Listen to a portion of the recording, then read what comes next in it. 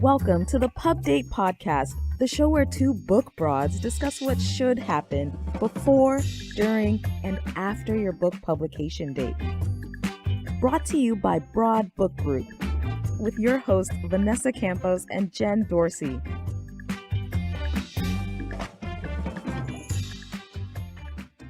Hi, everyone. Thanks for joining us in another episode of the Pub Date Podcast. Today, we are actually playing a little bit of musical chairs. Instead of Jen, who is out on a quick little vacation, we're going to have Paul join us in the conversation because I think it's super appropriate for the topic. We are talking publicity, PR, and storytelling, and that's something that is near and dear to Paul's heart. Oh, I think you're mute. The Zoom. There we go. That's exactly why it is near and dear, because for the first 20 years of my life, before I got back into between my original stint in radio and my rebirth in internet radio, I was an entertainment publicist and then a corporate publicist for years. So yes, I have a lot of ideas and background in this. Back in the day when you weren't a publicist, you were a press agent. Press agent. Yes. Haven't heard that in a while. Yeah. Exactly. So let's introduce our guest. Our guest today is Lilian Sue. She is a longtime PR coach and publicist who focuses on helping authors fulfill their potential to become global industry leaders by focusing on how to build a healthy PR mindset above any strategy. She's given workshop presentations and developed journals and other resources to help authors bust down that mindset, which really creates roadblocks, I'm telling you from experience, gain clarity on their thoughts, feelings, and the myths they believe about PR, while providing them with the right tools, resources, and knowledge to learn how to build their own successful PR campaigns. Welcome, Lillian. Hi, Vanessa. Hi, Paul. Thanks for having me. Thanks for joining us. So tell us a little bit about how you came into the world of PR and your experience with book publishing, because as we know, book publishing people don't come straight out of, well, for the most part, don't come straight out of college into publicity and book marketing. Sure. Yeah. I actually started my business on the copywriting and social media side. And the reason why I added publicity as one of my services is because I had a lot of entrepreneurs coming up to me and saying, hey, can you put out a press release for me? Can you get me interviews? And I got tired of telling them no. Mm-hmm. So it was more of like, okay, let's add this service. Let's see how I do with it. And let's see who I can help. And I actually got my start off with indie film publicity.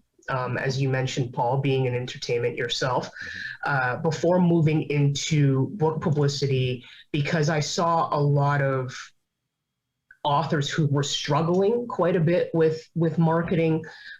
They had built their own platforms through social media and email, but they were still struggling to kind of find traction and feeling like so much of it was, how do I get my audience to respond? How do I get my audience to engage with me? That isn't always about me promoting my books. It isn't just me sitting there and going, buy my books, buy my books, buy my books. And one of the reasons why I incorporated PR coaching and the educational component into my services, I also have a course actually, is because a lot of authors and a lot of entrepreneurs were coming up to me and going, I would love to work with you on a campaign, but I can't afford it. Mm-hmm. So I took a step back and I went, okay, there's gotta be a better way for me to show up for my clients and continue to add value, but to also give them that education component to empower them, to teach them how to learn how to do this themselves in a way that makes it more affordable for them, but also gives them that knowledge and those resources that they can carry with them long term. The motto for my business is, you give a man a fish, he will eat a day, for a day. you teach a man to fish, he will eat for a lifetime. And that's what I tell authors all the time. When you know how to use this, when you have the confidence to go out there and do this, nobody can take that away from you. It'll stay with you for the rest of your life. The question is, are you ready to get started with it? Mm-hmm. And if you're not, what are some of the things that we need to talk about in regards to where are you at? What are you stuck on? What are your fears surrounding all of this? And how can we get past that to figure out what your goals are and how you want to use PR to make those goals? Can I ask one just sort of establishing question here that I always used to ask? From your perspective, what is PR? What is public relations? And what is it not? Because it is earned media. It's not paid media. And people sometimes blur the lines, I know, but I think they go into with unrealistic expectations as to what it is or what it isn't. That's exactly part of the reason why mindset is so key, Paul, because a lot of the entrepreneurs and the authors that I deal with have those kind of unrealistic expectations of like, oh, it's advertising or, oh, it's social media.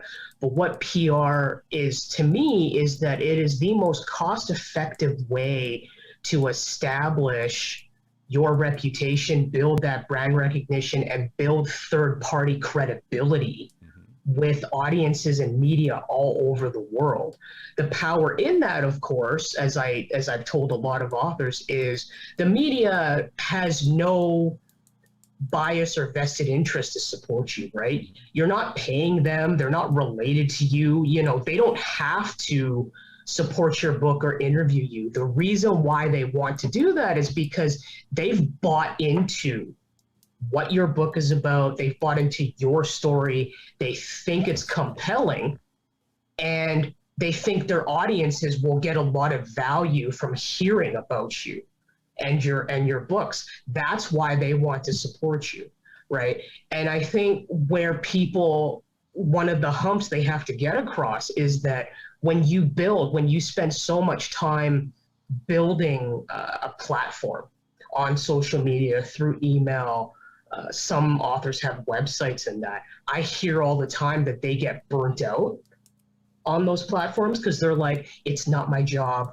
I'm tired. I'd rather be focusing on writing and everything. The challenge with building your own platform is you can only go so far beyond your own audience. Even if you have an avid reviewer who promotes it to their audience, it helps. Absolutely. But the media doing any kind of PR will help elevate you to the next level to reach international audiences. And that's where I think there is a piece that's missing for a lot of people, because they'll build their own platforms and build their own audiences and go, I'm doing what it is that I want to be doing with this. This is all that I can manage. But what they don't realize is that if you want to go to the next level, do more author signings, run those workshops, be called as a panelist for different industry conferences. They're going to want to see that foundation, that track record, that experience that you have moving in the media arena. So if that's what you want and you don't have that experience, they're not going to pick somebody super green who doesn't know what they're doing, right? That's where I find the disconnect. I mean, if all you want to do is sell 10 books a month, you could probably do that with your own, social media platform. I'm never going to sit there and tell authors that you can't. But if you want to move to the next level, you have to be willing to take a bigger picture look at what your goals are and really get introspective, nail down what is it that I want to do, because selling more books, that's not enough. That's surface level. That's not specific enough. And it's not going to get you where you want to go. So the question I have, I guess, to go one step further, and I'll let Vanessa then jump in here, is when I did PR, you were trying to go to some media outlet on behalf of your client and convince them to write about them, to have them on a TV show, to review their book, to do something. And so you had to tell them a story. You can't just say, well, it's a big successful book. Okay, so what? I got to write about the human story, their struggle doing this, their backstory, how this fits into the times. Boy, this is the perfect spotlight on what we're going through today. I had to frame it in some bigger narrative. I couldn't just say, here's a book, here's what it's about, write about it. And because that's an ad. And then when I did get stuff in publication, when I got somebody to write about it, that my client would often come back and say, well, they didn't talk about this. They didn't talk about this. I'm like, they're not there to give all the talking points of your book. They're not there to give all the products and features of benefits of your product here. They're there to tell the story, and the story will hopefully attract people to go and learn more.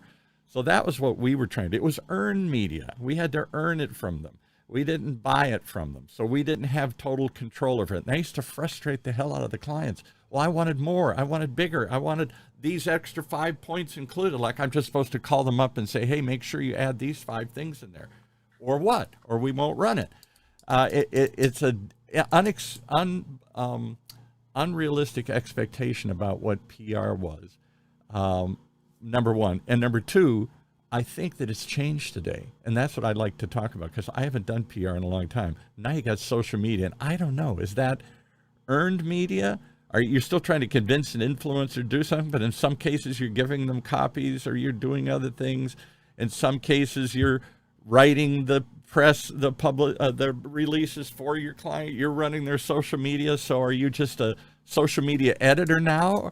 You're not convincing somebody to write it. You're coming up with stories and creating your own publicity. Talk about how, first of all, what PR is, and then more specifically, how it works today. What do you do for these people? Well, whether they come to me for coaching, whether they take my course, whether they come to me for campaign services where I actually work alongside them to launch a campaign, earned media is still that, in the sense that we're not paying to have an article featured. We're not paying to have an ad featured, nothing like that. But it has expanded in the sense that in the old days, when you were pitching, you would get on the phone or send an email or whatever. Email's still big. Email's still big. It was all about the pitch. You had 10 seconds in front of them, and I pitched them, and they either took the bait and decided, oh, I'll learn more about it, or they said, no, next, what else you got? Mm-hmm. And, or we use social media as a way to bridge the gap, because there are a lot of indie publications, podcasts and stuff. People aren't as open with their email addresses anymore unless they work for a major mainstream publication. Right. So, what I counsel clients to do and what I do for them is, when it comes to pitching, we're not just talking about like what your book is about. You have to tell them why it matters. That's it. What is it about your book that makes it compelling enough that their audience is going to want to read it? What is it about your story that will make it unique enough that people are going to go, wow, I really need to talk to this guy, or, oh, I really need to interview her. And one of those big things that I don't think authors think about a ton is positioning. Because they look at it and they're like, oh, I'm just going to focus on building my own audience and that's it. People sit straight up when I say to them, what you do is not unique. Some of them even get a little bit offended when I say that, but I'm like, it's not about what you do, because there are thousands of authors who write in the genres that you write in. That's the honest truth.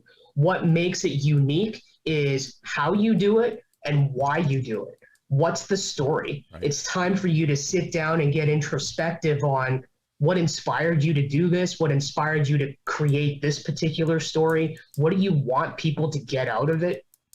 And I think that, yeah, you bring up a very valid point in you saying people sit straight up when you tell them you're not unique or your story is not, there's nothing new under the sun. It's really a matter of who you are, what you bring to the table and how people can connect with you.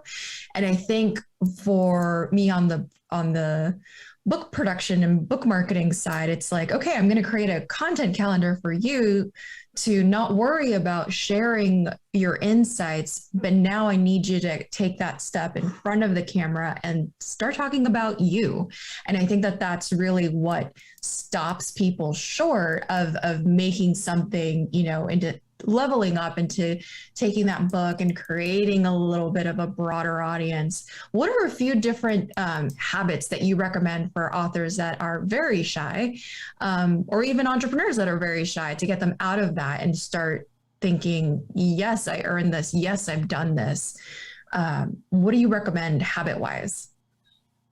I think what it comes down to is imposter syndrome, which is really, really big with the creative community and with authors in particular. And I tell them, I said, hey, you know what? I was in the same boat as you are right now. The same way you would just want your book to speak for you and to do all that work. And you asked the question, why would people care about my story when it should be about my book or my project? I said, I was the same way. I always said, why can't my work speak for me?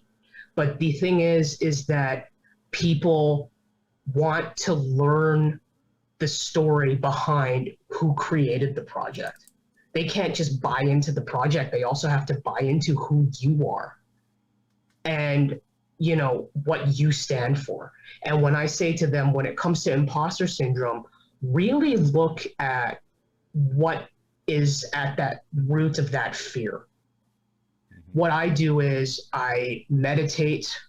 I use mantras where, if I'm feeling scared about something or there's a ton of anxiety or I'm stressed out, I take a deep breath and I tell myself, you are here because people believe in you. People believe in you because you've spent this time building your audience. You know that no matter what, they're going to be behind you. And you know that there's already a market there for your book. Do not let anybody tell you that it is not marketable. Sidebar, that is my biggest pet peeve with my author friends who are getting rejected by publishers and agents. When they tell them it's not marketable, I say, according to who? According to who? The gatekeeper, whoever the gatekeeper is in their experience. Let me ask Vanessa a question, though, and I'm just marveled as I listen to both of you talking about this. Why can't you get authors who are storytellers to tell their own story? Why do they have to be hidden behind the book? I think it's a matter of the product and saying like, well, this was the solution that I used and then that I've sold to other people. And that's why people want to eventually hire me. And I think it's usually like, well, there's this tiny little nugget that I have that no one else has, but it's so cool. Let's just let the nugget speak for itself.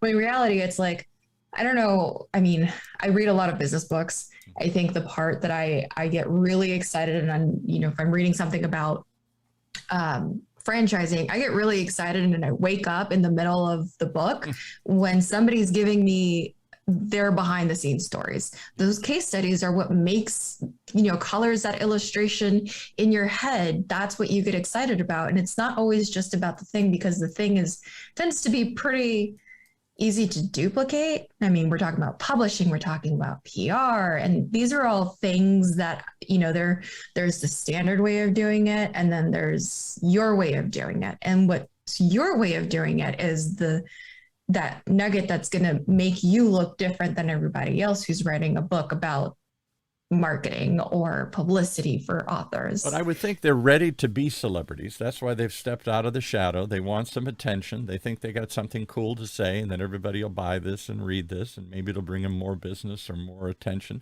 They're ready for that celebrity, and yet is it because they're authors? They spent months, years writing this thing by themselves, And now they just want to sort of throw it out there. Movie makers have the same problem. Movie makers spend forever coming up with a movie, and then I don't want to publicize it. I don't want to promote it. That's cheapening it. It should be just so great enough. Everybody should just want to go see it. But in truth, we all want to know who makes this stuff. I came out of the celebrity business, so it came very natural to me to talk about if you're going to make a movie or star in a movie or write a book, then you're a celebrity. You're somebody special. I want to understand why you did this and how you did this and how long it took and your struggle and your story. Then if I like that, then I'll read your book. I'll watch your movie. I think speaking from my perspective in terms of working with authors that are entrepreneurs, they're usually solution-based. Right. So they see the solution as being the star versus them carrying the solution and being the creator of this specific way of doing it, right, or this, this extra twist of doing it. Lillian, what do you see on your end? I think that a lot of it comes down to still a lot of the fear, the imposter syndrome, the anxiety around, yes, I've put parts of myself into this product. I've put parts of myself into this book. However, there is a difference between them reading it versus me coming out and actually talking about it. There's still that huge fear of rejection. There's still that huge fear, especially of judgment. And sometimes it does come. It comes in the form of negative reviews. Right. For no good or apparent reason. It's not constructive criticism. It's just negativity for the sake of being negative. And a lot of what I do in working with my clients is to try and help them get past that by giving them those mantras and reminding them to celebrate how far they've come. Whenever they get on a stumbling block and go, PR's too much for me. I can't send this email and go pitch somebody. I can't, and it's like, why can't you? Let's get to the root of what's blocking you. Where is that fear coming from? And how do we address building upon that based on this is how far you've come? Not everybody can write a book, and that deserves to be celebrated. And your story, as we keep going back to, is unique. There's people that will want to hear about why you did this. And honestly, they deserve to hear it. Yes. They want to learn from you. Your insights, your knowledge, your experiences are so valuable that it deserves to be shared. I almost feel like appealing to the educational component, that they could come out and educate someone else to give them that knowledge so that future generations of authors, whether they're self-published or not, are not stumbling around in the dark, right? And, when you want to sell more books, here's the other thing. It means more coming from an unbiased third party in the media who is endorsing your book than it is always coming from the horse's mouth. Why? Because you're inherently biased. Everybody knows you want to sell your books, but the media, they don't have a stake in it. They can support whoever they want to, and yet they've chosen you. That means something. So you should leverage that content, continue to build that relationship, and see where it goes, because the world is essentially your oyster when it comes to that. Even going beyond, authors understand the importance of reviews, of course. What about going beyond that and building relationships with, let's say your book has mental health issues in it, or you're focused on what it's like to parent a child who is neurodivergent. There you have a lot of industry associations you can tap into too, to build relationships with them that will help further the business development and help grow your profile, build name recognition and brand awareness that, you have this book and that it is important to all these different communities as well. That's something else that gets overlooked quite often, where people just go, oh, I have to, end up on the Graham Norton show. I have to end up on the talk show circuit and do Jimmy Fallon. That's not all there is to it. And I think that when people go into PR with those unrealistic expectations of, I need the New York Times bestseller list, they think that's the top of the mountain. They're just going to aim for that top of the mountain and that's it. And I tell them, when you have no experience and you are essentially coming into this as a greenhorn, they will not. It is very, very rare for something to go viral and they will take a chance on you. Right. I do have to say that Vanessa's been on all three of those shows, Jimmy Fallon, Graham Norton in England, and the New York Times bestseller list. So it can happen. No. Well, we're out of time. So Vanessa, take us, wrap this up somehow. What are we talking about? I want people to start following Lillian. Okay. I want people to start following her because this has been incredibly insightful. Lillian, I know that you drop all of this education for free just to kind of help build people up. Where can people find you? I'm probably the most active on Instagram at Lilian Sue, copywriter PR, and I'm on there, 5 days a week, posting mindset tips, posting tips on how to use different tools and focus on different parts of PR strategy. And my DMs are always open for anybody who has questions. Yes. And let's just make sure that everyone follows her. I'll be putting that in the show notes. Thank you so much for being here today, Lillian. I really appreciate it. I love picking people's brains like we did today. And a big thank you to our producer, Paul Roberts of OC Talk Radio, and our executive producer, Emily Carpenter-Pulskamp of Little Red Communications. Until next time. We hope that you gained some valuable insights into the world of book publishing. Head over to broadbookgroup.com to learn more about us and all our services. And be sure to check out all our social media at Broad Book Group. Until then, keep publishing.